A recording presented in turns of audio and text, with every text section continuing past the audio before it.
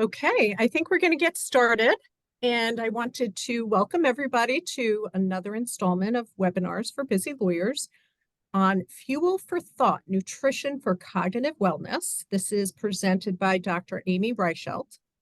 And this is a webinar which is a supplement to our three-part series on exploring the impact of aging in the legal community. The first of the three-part series was on cognitive decline, which was in January. And the link is on our website if you want to check it out. The second part of the programming is a panel discussion on cognitive decline and ethics entitled Graceful Exits, Identifying Challenges Facing Aging Attorneys and Managing Ethical Risks. And that is scheduled for February 27th at 4 p.m., so please sign up. Part 3 is also a panel discussion entitled Reimagine, Refocus, or Retire, the next stage for senior lawyers, which is scheduled for March 13th at 4 p.m. And if you are joining us for the first time, Lawyers Concern for Lawyers is comprised of a team of clinicians, lawyers, and law office practice advisors who provide help in recovery for addictions, mental health challenges, well-being, and law office practice management for the Massachusetts legal community. Our services are confidential and free. Now on to our presentation. I am honored to introduce Dr. Amy Reichelt, who has her PhD in neuroscience from Cardiff University and is currently an adjunct professor at Western University in Canada.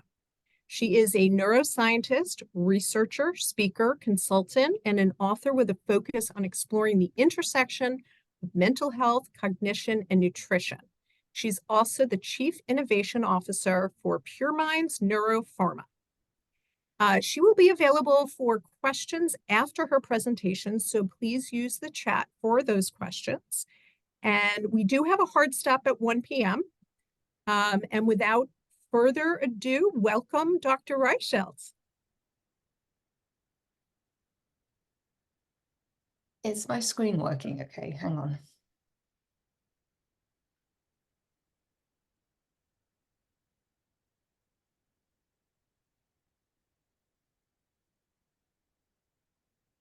Is everything showing okay, Amy? Everything is showing. It looks Brilliant. great. Okay, 1 second. Okay, so thank you so much to Amy for inviting me today to speak to you all.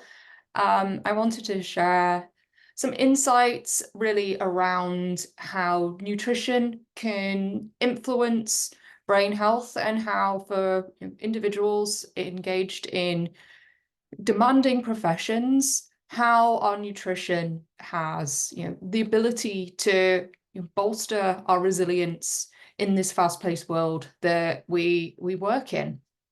So not to recap too much about myself, as Amy just kindly introduced me, but yes, I hold a PhD in neuroscience, and also I hold a professor appointment at Western University here in Canada. I'm based in Toronto.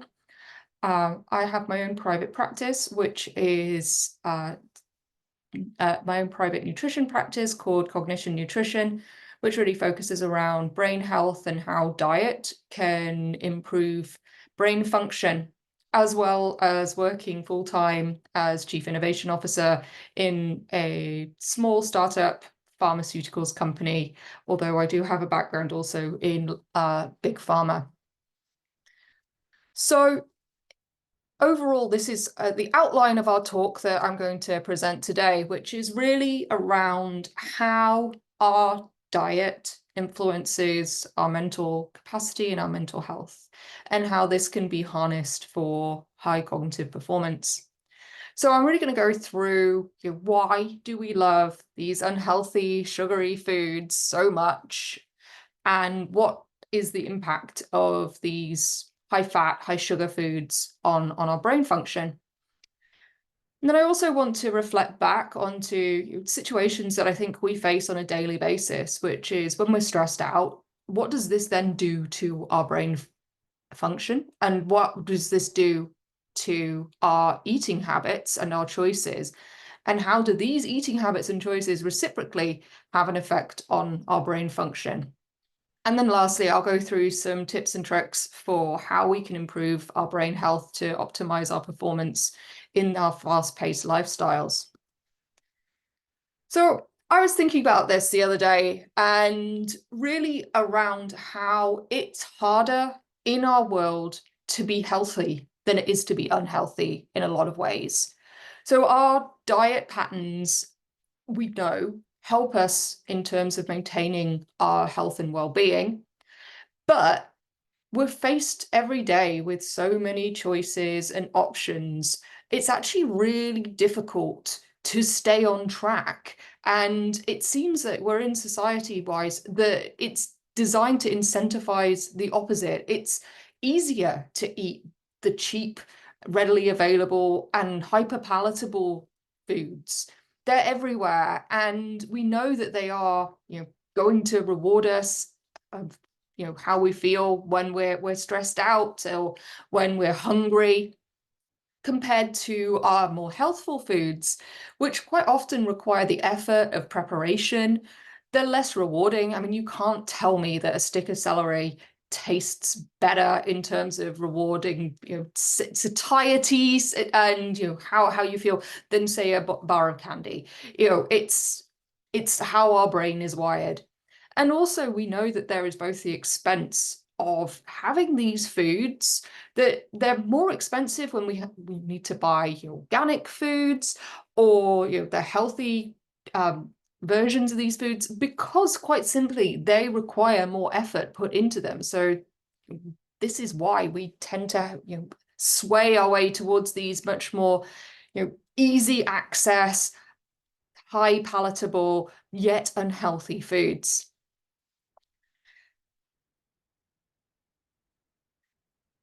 And why do we find these foods so rewarding? Well, our brain has a chemical system that's ancient. It's been present in numerous animals as well, and invertebrates even, that our brain has a system of reward. And we know that there is a key component of reward processing that is liking, which is the hedonic impact of a reward. So how great this makes us feel. And then we also have a wanting impact. And this is how motivated we are to work for a reward. And wanting really feeds into that craving that we experience when we want something. And I also think about with reward processing from a psychological perspective, which is that we learn and associate things that are going to be rewarding based on our previous experiences. So the psychologist in me definitely falls back into this learning theory, which is that we learn about our environment and we want to be able to recapitulate our past experiences that are pleasant. And this brain reward system, our circuit, is called the mesocortical limbic dopamine system. And our dopamine release, in fact, motivates our behavior. And the main factor of this is to increase the frequency of engaging in behaviors that we need to survive as a species. So we know that these can be sex, social contact, or also eating high energy foods, because if we put ourselves back to our prehistoric ancestors, these foods were the ones that drive survival. They're the ones that have the highest energy that enable us to function best in our societies. And we needed them for survival, therefore. However, in our modern society, these foods are everywhere. We don't need to hunt and gather for them anymore. They're just replete within our supermarkets, but also they're the easiest option a lot of the time. So what happens then to our brain that's made to be stimulated by these foods to drive these behaviors when these foods are just omnipotent? They're everywhere. It's been shown that junk foods, so these are our diets that are foods that are high in fat and sugar, cause disruption of brain function.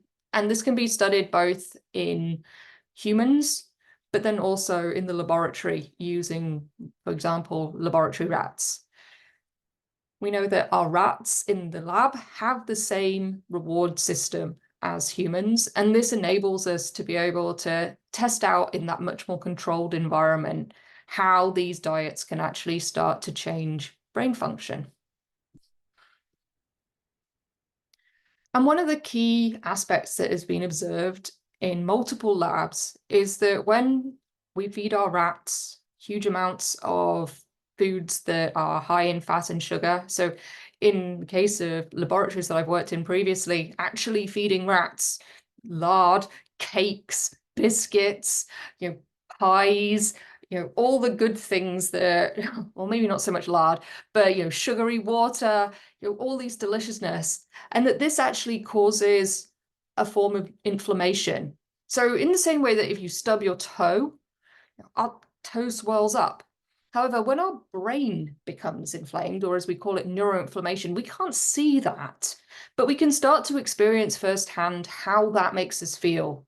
It can be, brain fog, which is typically reported by many people after consuming huge amounts of unhealthy foods. And this is because when you eat these unhealthy foods, we start to release inflammatory cytokines. So these are chemicals that are released both from our gut, but also from cells, particularly our adipose tissue, when it becomes engorged because we have too much energy. And these inflammatory cytokines get into the bloodstream, and then they can cross across the blood-brain barrier into our brain. And here they start to wreak havoc by firstly activating microglia. And so our brain is made up of numerous different types of cells. So we tend to think mostly about neurons because they're sort of the star of the show. But there are various support parts of our brain, and critically our glia, which are another type of brain cell. These are important for immune responses, including inflammation. And our microglia actually can become activated by the presence of cytokines, but they can also release cytokines themselves. So you really need to keep a good control on your microglia. And it's been shown in studies that our microglia become activated in areas of the brain within just the space of 3 days of a high-fat diet exposure. So this was really interesting because this is before changes in body weight occur. So this is showing that actually at a neurobiological level, within just a few days, I mean, think about the period over Christmas, we can definitely eat bad food for more than 3 days, but this is engaging these microglia and causing them to become activated. And that means that they can start to have detrimental effects in the brain themselves. And other studies have shown that going hand in hand with the microglia activation and inflammation, that high-fat, high-sugar diets also can decrease neuroplasticity. And this manifests in numerous ways. So neuroplasticity being how adaptable our brain is, and it's a process needed for learning and memory, and also just rewiring in face of different situations, that when neuroplasticity is reduced, we see both reduced hippocampal neurogenesis, which is the birth of new highly excitable neurons within the hippocampus, which is the key part of the brain for forming memories.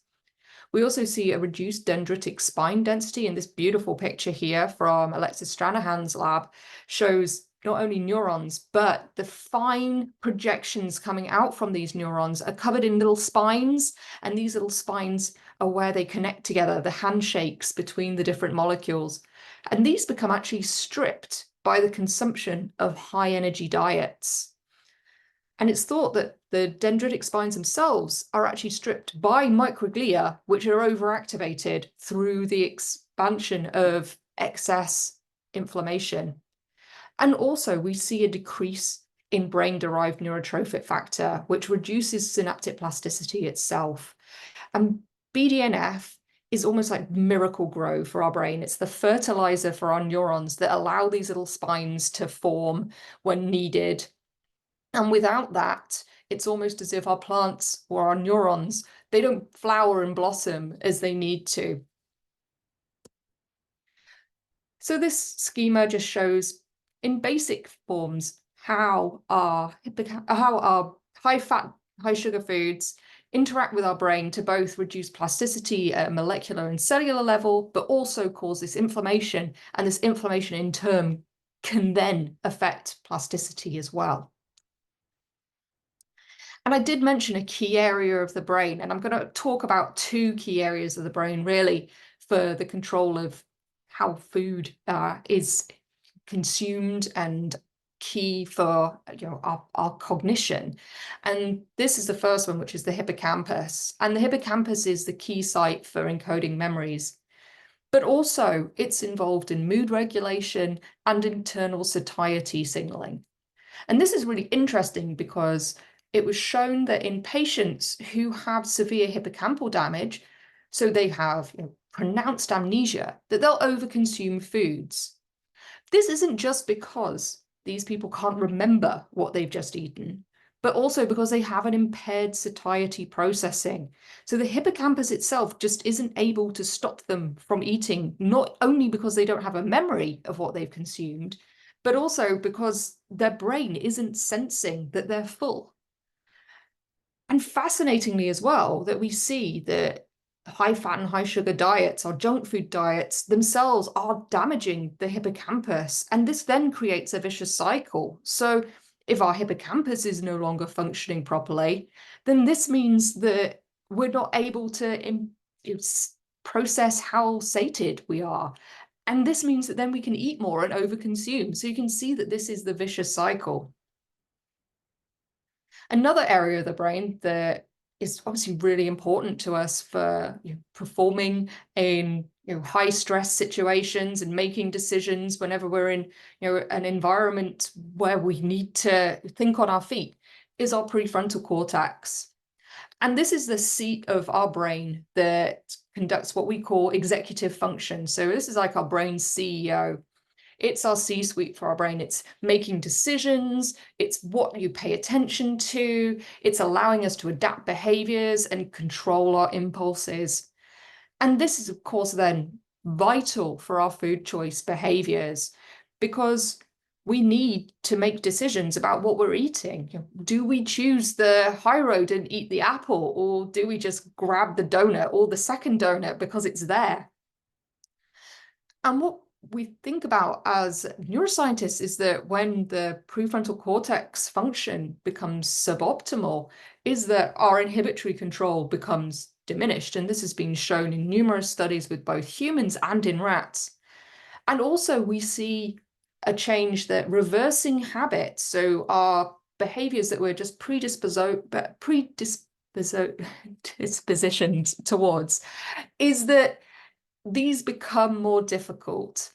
So we understand that when the prefrontal cortex isn't able to override certain behaviors or just wants to go with our normal route of making our food choices, that this can then have an impact on how we choose to eat on a daily basis. And in particular, from my research in the lab, that I was really interested in GABAergic interneurons, so our inhibition and how we are able to resist the temptations of these high fat and high sugar foods, and whether or not something bad happens when we eat too much of these foods. In particular, I was interested in these inhibitory interneurons because they act as brakes on excitatory neurons to control and balance our brain effectively. And we want this because when our brain is dysregulated in terms of its balance between excitation and inhibition, it means that we don't have the same cognitive capabilities as we normally do. And what's really interesting about these inhibitory neurons as well is that they are very susceptible to their environment, particularly damage from inflammation. And this is because these neurons they work overtime. They're really busy. They're controlling, as one neuron, they're often controlling multiple other neurons that are very excitable. You know, they're putting the brakes on. They're like the teachers in the classroom, or the CEO trying to manage the corporate entity. They're always on. And what I saw in my lab was that when we gave rats access to a lot of sugar, so we had a sugary solution that my rats would love to drink, and they would drink it very, very rapidly over the course of just a few hours.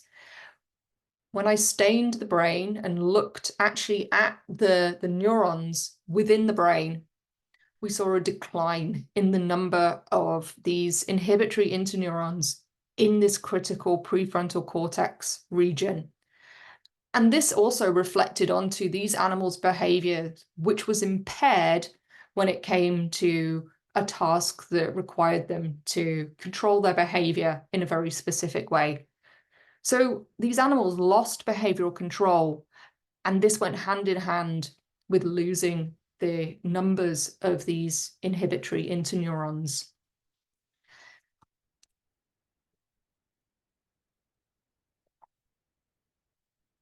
And from looking at rats, I wanted to know whether or not this also applied to humans. And unfortunately maybe fortunately for humans, I was unable to actually just look at the neuronal populations actually in the brain. But what I can look at is human brain waves. And so I used a technique called MEG, which is like a fancy version of EEG. So this sticks electrodes to your scalp and is able to measure how different frequencies of your brain waves are engaged. And to look at this, I looked at two specific brainwave frequencies. So firstly, I looked at gamma, which is involved in excitation. And I also looked at alpha, which is looking at inhibition. So therefore, if these were dysregulated, I would be able to infer that potentially my interneurons were changed because there would be too much excitation because they weren't present. And this is a study that we carried out looking at a population of normal weight individuals this is measured by their BMI, versus a subset of individuals with obesity. And we've extended out this study, but this is the preliminary data that has been analysed so far. And it showed that there was an elevation in the gamma frequency, the high frequency, in the frontal cortex, as shown in the red, in these individuals. And these are the key area we know of cognitive control and flexibility.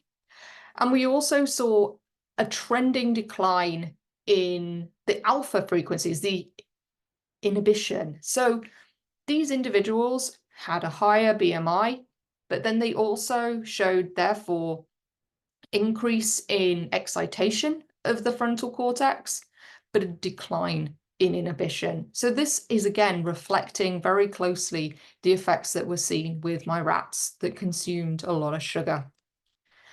And we brought this all together into kind of, again, a cycle of how our environment is changing our brain when we consume too much of these palatable, hyperpalatable foods.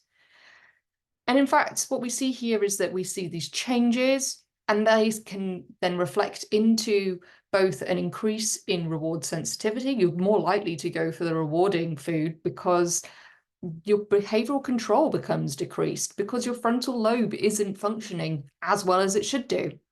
This then leads to a decline in your dietary self-regulation. So you could not eat the other donut, but it's just sat there. You might as well. And this then leads to this excessive consumption of the appetitive calorie-dense foods, which can then in turn lead to weight gain and obesity. And again, this precipitates further how your frontal cortex dysfunctions and changes in our executive function, and also goes hand in hand with the risk of neuropsychiatric conditions like depression. And when we start thinking as well about our brain and how we function on our daily basis, for individuals working in demanding professions like being a lawyer, stress is another way that we can quite easily impair our brain function. And one of the things that I've really thought about as well is how, when we're stressed, why do we crave and often end up giving into the consumption of our sugar and high-fat foods?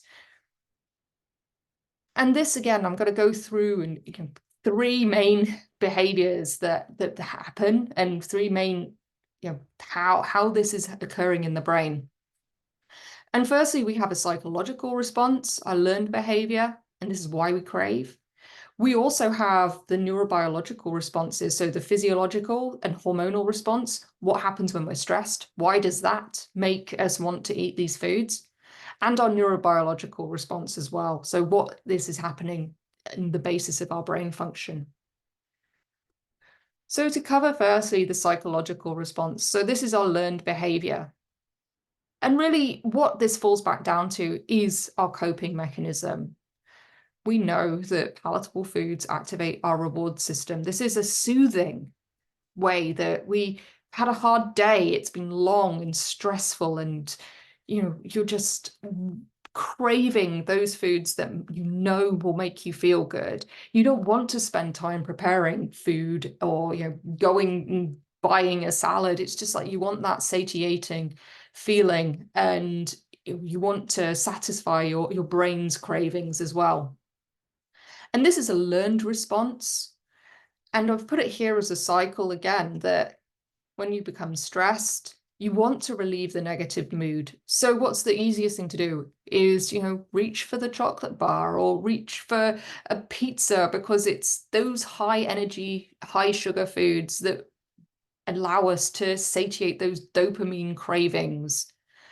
This then leads to a neurochemical release in the brain of various pleasure hormones and pleasure neurochemicals.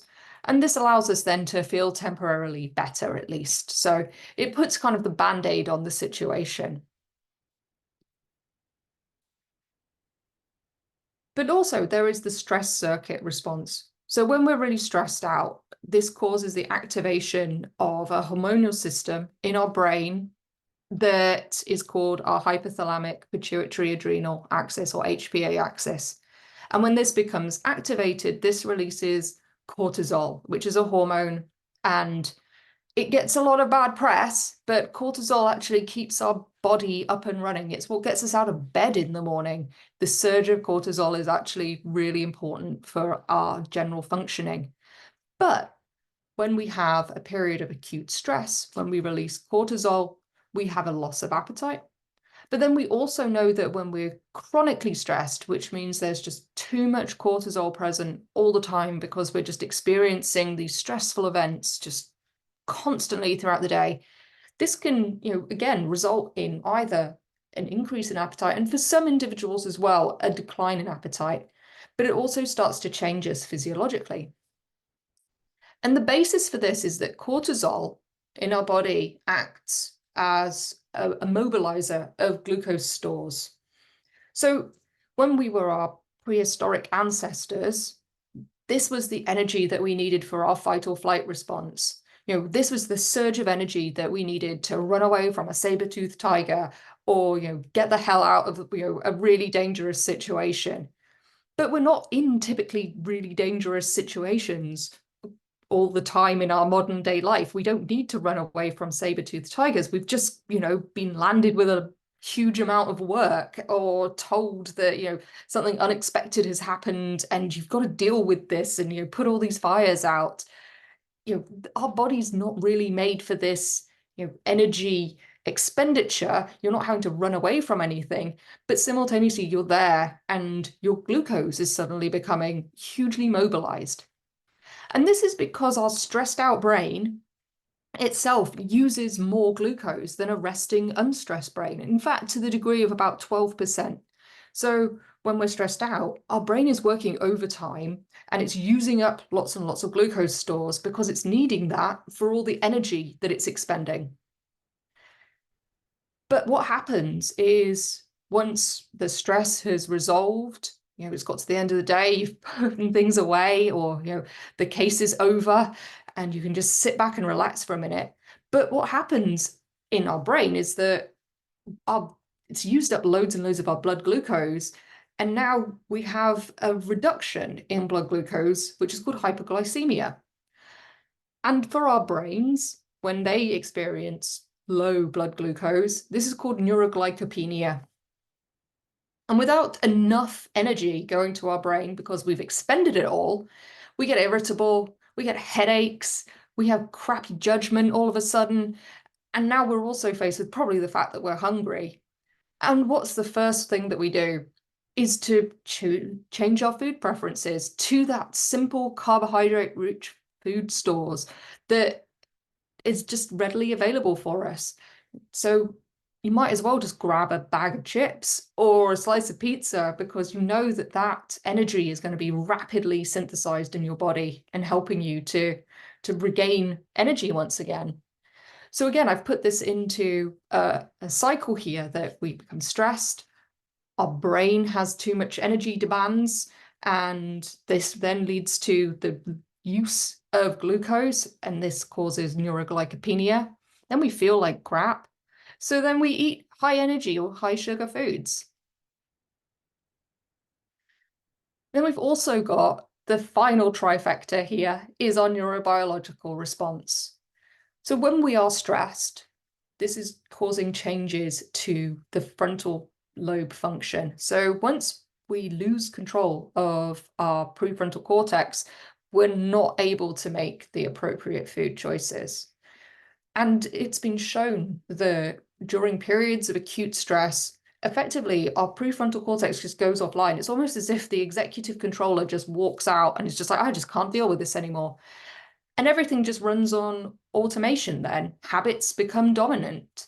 And this leads to the fact that you can't make a decision. And also, our prefrontal cortex is really important for making control of our amygdala, which is our emotion center of the brain. And when our amygdala is then unchecked, then emotional eating can take control as well.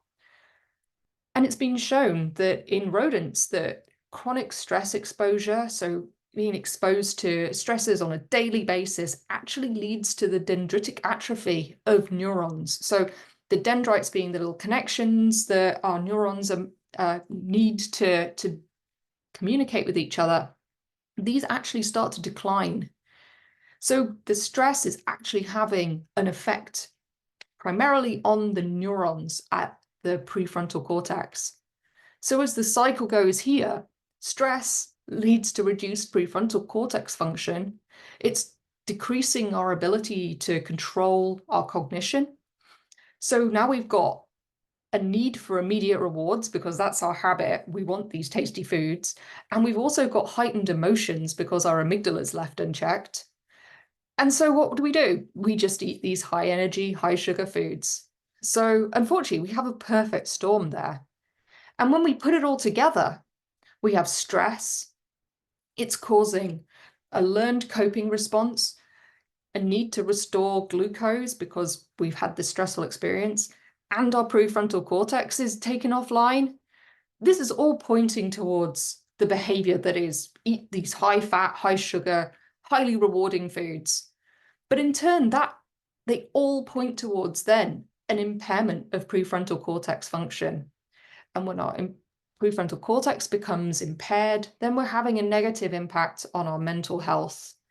We're becoming more and more stressed. We're unable to make the right decisions. We feel foggy. And this is either pointing us in the direction of just eating more high-fat, high-sugar foods, but also being more susceptible to stressors as well. So this cycle just continues and continues. But I don't want to just be the bearer of bad news. I like to be the scientist and the nutritionist that can tell you, look, this is what is happening, but then there are things that we can do to address it. And I think that the first thing that we need to do is to know your adversary. We know when we're going to be stressed. We can sit as passive observers and say, I was stressed at that point, but we've got to learn from these situations as well. When we're stressed, we need to know that our brain is going to tell us to eat these unhealthy foods. And one of the key things to do is to prepare in advance to avoid these cravings. And this could be as little as, knowing that you're going to have a really hectic day and just filling up with a really healthy breakfast to start with, getting the good food into you so you're less likely to have experiencing those blood sugar crashes or the roller coaster of glucose throughout the day from eating these high carb diet foods. And if we can consume these diets that are high in nutritious foods, this is also helping us to improve our brain function and build mental resilience. And this is basically how we can battle the stress that we experience and prevent ourselves from falling into these traps of eating badly. It's also been shown that aerobic exercise, so just going out for a walk or doing an aerobic exercise, walking, running, cycling, actually can promote this secretion of chemicals like brain-derived neurotrophic factor, and it also is an outlet for relieving stress. And also quality sleep, although I'm not really going to talk about it particularly in this lecture, but thinking that quality sleep can help restore the mind. And a poor night's sleep, again, in turn, can impair our prefrontal cortex function when running on habits yet again. And so really trying to prioritize rest and is so essential for us. So I'm going to say here some of my favorite brain healthy foods and supplements that I think are really important for people to be able to consume. And firstly, I always recommend people to consume ample omega-3s. And these are vital because these omega-3 polyunsaturated fatty acids actually make up our neurons themselves. They maintain the neuronal membrane fluidity. And it's also been shown that a diet high in omega-3s is able to increase BDNF, so our brain's miracle grow, our fertilizer for our neurons. And it's been shown that our best dietary sources of omega-3s are oily fish, such as salmon or tuna, flax seeds, chia seeds, walnuts. I mean, they look like little brains. They've got to be good for us somehow. But I also recommend that, for people who don't consume these foods because of their dietary restrictions or sensitivities, that you can supplement with about 1,000 milligrams a day of EPA and DHA in combination. And this is an ideal way to support your brain by maintaining the neurons' flexibility in a way in terms of their structure. Another key brain healthy nutrient is vitamin D3. And we think about getting vitamin D from the sunshine, but for many of us, our 7 days of vacation isn't good enough really for maintaining our vitamin D levels throughout the year. And in fact, for many of us living in North America, I'm in Toronto, if you're in Boston, for example, it's probably grey and overcast and it's cold, so you're covered up a lot of the time. But this means that quite simply, your skin isn't exposed to the solar radiation, and that this means that we can't produce enough vitamin D ourselves. So vitamin D3 itself is a neurosteroid and also an antioxidant. So it actually works in our brain to stimulate glutathione, which is an antioxidant. And it also works as an anti-inflammatory, as well as also regulating our melatonin production. So it's really essential for being able to control our circadian rhythms. And it's why we can start to feel tired and lethargic and a bit cravey for those carbohydrate-rich foods, particularly in the winter. So again, I think it's ideal to supplement with vitamin D3, but also it's found in fish, eggs, mushrooms, and also dairy products. So another way of supporting your brain is to consume magnesium. And again, this is a nutrient that is often found to be not enough in our diets, and people are not consuming enough magnesium. And magnesium actually activates our GABA receptors, which are inhibitory receptor neurons are expressing. And so this is helping us really chill out when we have a very stressful time. And magnesium can also be a sleep aid and help us with muscle recovery. And the most bioactive forms of magnesium are magnesium bisglycinate or magnesium L-threonate.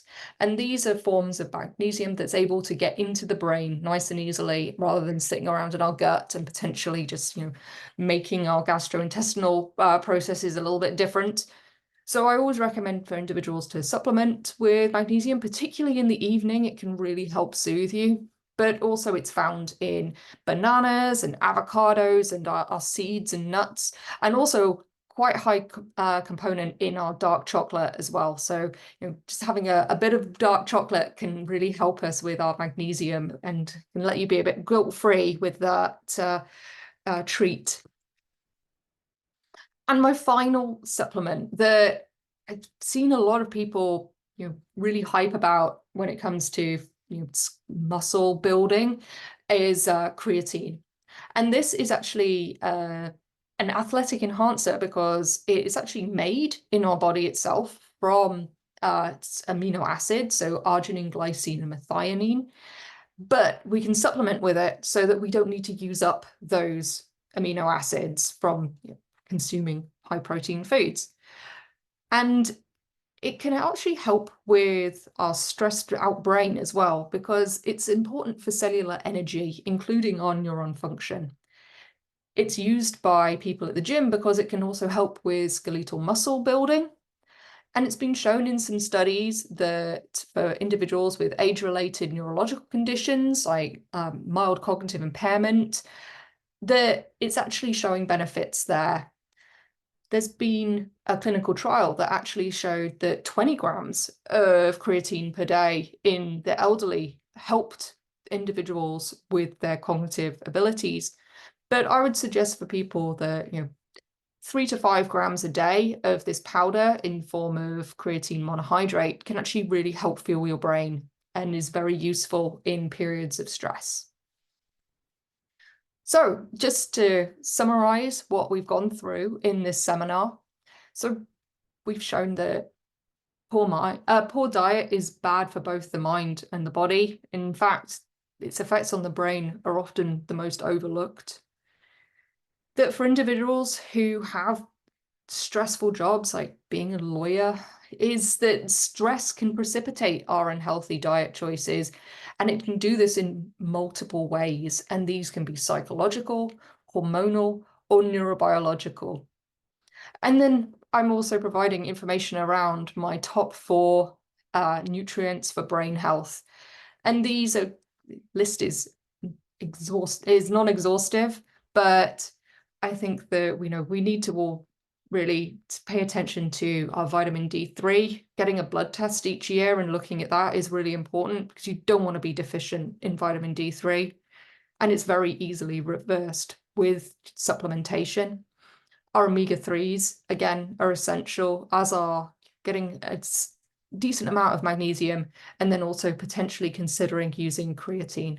So as we've come up to Q2, I would like to open the floor for if anyone has any questions. First of all, thank you so much. This was so incredibly interesting, the science and what we can do. I think sometimes people don't recognize that how much food and what we consume really does have an impact on our thinking and our mood. We do have a couple of questions. One attendee asked, what are some foods or drinks that help with anxiety? So I think that the magnesium containing ones are the best for really helping with anxiety. High magnesium foods like spinach has got a lot of magnesium in. And as I was saying as well, like dark chocolate and avocados, again, are very good because these are able to increase levels of magnesium.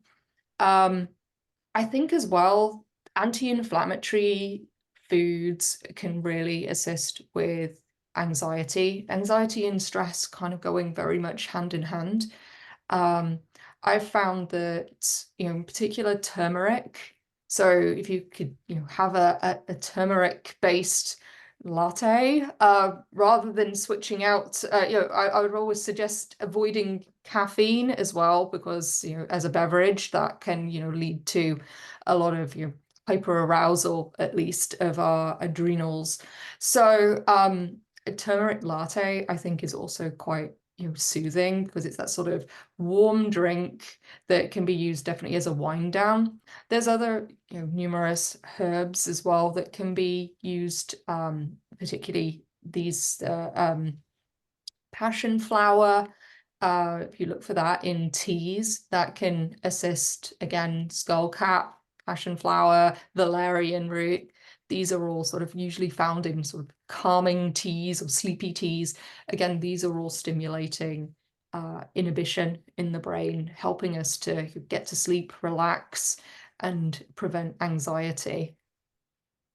Excellent. We have a few more questions. What about the use of coffee and or alcohol? Wow.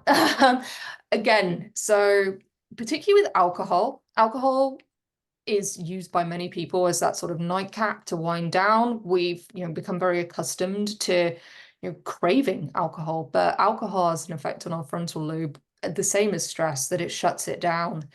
And one of the issues is that when you've had consumed alcohol, is that your decision making isn't as good anymore, and that's when it can also really cause you to reach for the snacks and not be able to stop yourself because you've got alcohol in your system.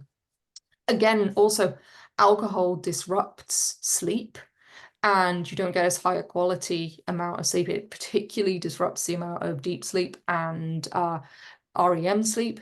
So you don't wake up feeling as refreshed and you end up with sleep fragmentation. Again, doesn't set you up for the best kind of day. And that kind of day as well that you're not really set up for is usually the one where you reach for the multiple coffees as well. And caffeine is, it's so ubiquitous in our diets. I would never say to somebody, don't drink caffeine. It's actually a cognitive stimulator to one point, but also it has a very long, like as we refer to in pharmacological terms, we say caffeine has a long half-life. So caffeine actually stays in our system for about easily over 6 hours. So you don't want that stimulation on board, late into the afternoon. So I always tend to encourage people to restrict their caffeine consumption to prior to 12, because if you're starting to think about wind down times, you don't want to have too much caffeine present in your system that's stimulating your brain as well as your cardiovascular system later on into the evening. So importantly, I think that it's always best to be mindful of your caffeine intake. Another way that you can kind of get around it is drinking electrolytes in the afternoon can usually help people with potential alterations in cognitive function. So our brain needs electrolytes, so you can supplement in some electrolytes in the mid-afternoon. It's not going to stimulate your brain in the same way as caffeine. Or also later on as well, having something like a matcha latte or matcha tea. Again, it has some caffeine in it. However, it also has L-threonate in, and that can help with stress. Again, preventing these crashes or this prefrontal cortex going offline, which you really don't want when you're trying to make important decisions and think on your feet. So just want to read a couple of comments. One person wrote, "Thank you for giving permission to eat my dark chocolate in moderation, of course." And somebody else mentioned this was really great. Thank you so much. We do have a couple of more questions. How often should we have these essential nutrients?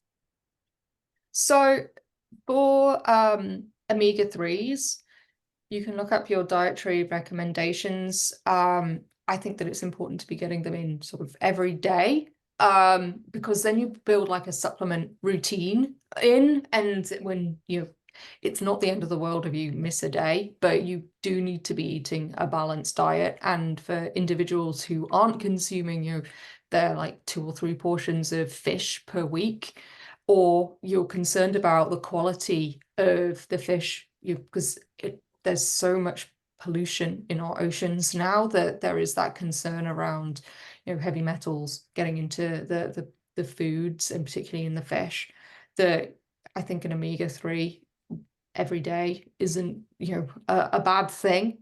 For vitamin D3, it's an oil-based vitamin, so again, if you take it every day, you're just building up that stores. And particularly if you find out that you are in a way deficient in vitamin D, which a lot of people are, it's like 60% of the population, that this is then allowing us to build up these stores. Magnesium is, again, a lot of vitamins, if they're water soluble, if you take too much of them, you pee them out because they're excreted through your kidneys and they don't hang around in your system very long. So again, I would suggest people building this into sort of a routine, again with creatine as well. But as well, I think overarchingly, if you're eating a good diet, 75% of the time, 80% of the time, don't beat yourself up if you have that treat every now and again. It's not the end of the world. And in terms of how you're eating, I think the majority of the time, just eating well. We know that it's hard, but it's no need to beat yourself up if you do have a bad day, or you do just be like, I just have no ability to cook a healthy meal right now, or I'm just going to buy something to eat because I just need to get home without passing out. It's it's not the end of the world, and every day is a new day, and your health is a journey. It's not definitive that suddenly you're off the wagon. But obviously it's important for for you to be able to take home these messages that there's lots of nutritional hacks and ways to get around how you're feeling. And another question is, how do you feel about vegan diets? I think that a whole food plant-based diet is great because it's very high in a lot of nutrients, and if it can be supplemented with the right forms of vitamin B12 is often seen to be deficient, but for numerous people that can be easily supplemented. I think that you can get a lot of excellent protein as well from plant-based sources. And as long as a vegan diet is being consumed that is that whole food version of a vegan diet, as opposed to the junk food vegan diet, because there's a lot of junk food that can be classed as vegan as well. So I think that it can be a healthy way of eating, and particularly mostly for adults, because I have spoken to numerous people who've said that children, particularly with calcium needs, that it is better for children to not be consuming a vegan diet.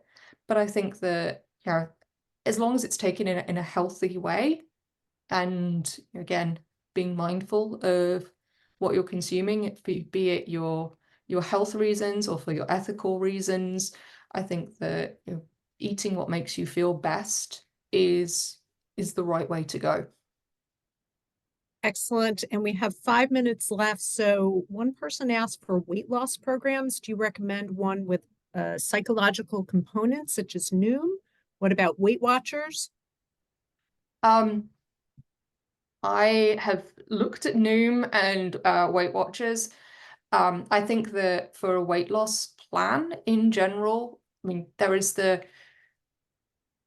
they need to be very much tailored to an individual. I think it's not one size fits all. I think that in terms of the psychological component, it's obviously important to be able to recognize portion control and what you're eating, and that kind of mindless eating as well that people get very you could think, oh, walnuts are healthy, I'm going to eat loads of walnuts, but they're actually really high in fat and high calorie density. So it's making sure that if you are going to embark on a weight loss journey, that you're doing it in a mindful way and losing weight in a careful, slow way. And sometimes for individuals as well, that not all diets really suit them.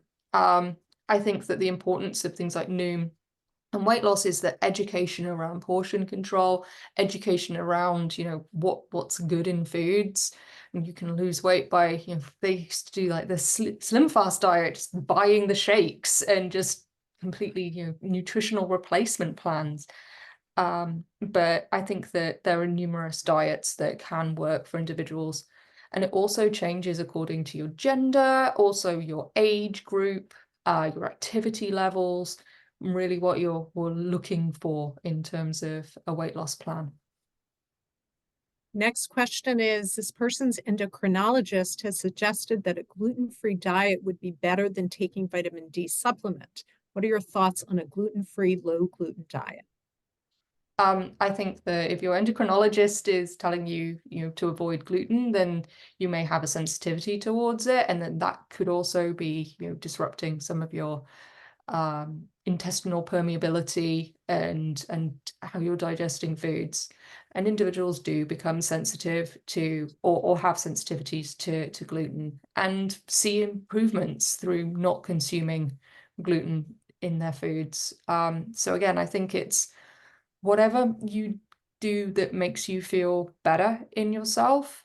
I don't know why they would suggest doing that instead of taking vitamin D, because vitamin D is a lipid soluble vitamin, but I think that there's numerous professionals out there who have their suggestions, and I think also testing yourself or getting tested appropriately is really important if you are experiencing any kind of digestive issues. Another comment, so helpful, clear explanation, logical, thank you. Another question, do you need to combine D3 with K2? Not necessarily needed to be combined. It's just that they're two oil-soluble vitamins, so it's easier to take them both at the same time because they're then in the environment that makes them most bioavailable in terms of their absorption.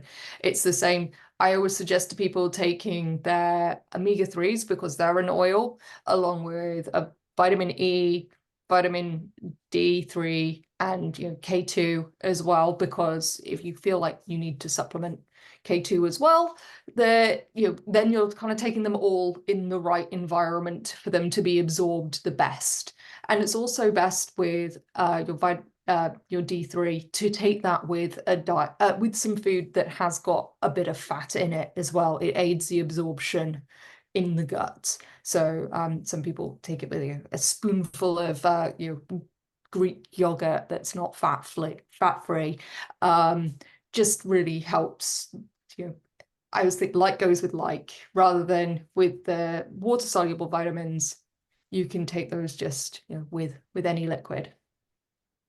Well, thank you. I see it's 1 o'clock. I know we have a hard stop. There are a couple more questions. So I would encourage folks, if they want to email Dr. Reichelt, they can do so.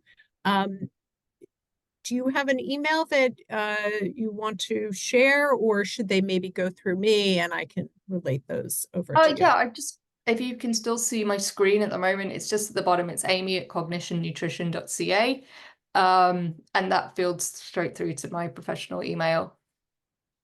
Okay, excellent. Again, thank you all for joining us, especially I appreciate for a lawyer's perspective, brain fog, especially if they're going to court, they're working on a big deal. These are things to keep in mind. Again, clear thinking, because this is clearly a profession where you need it.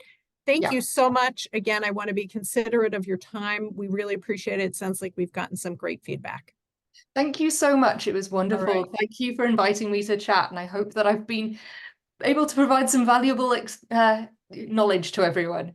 Absolutely. Thank you again. And if you want to hop off, just to let folks know that a link will be provided in just a couple of days. And so you can also go to our website and see the recorded version. All right. Thank you all for coming, and we will see you next month. Bye.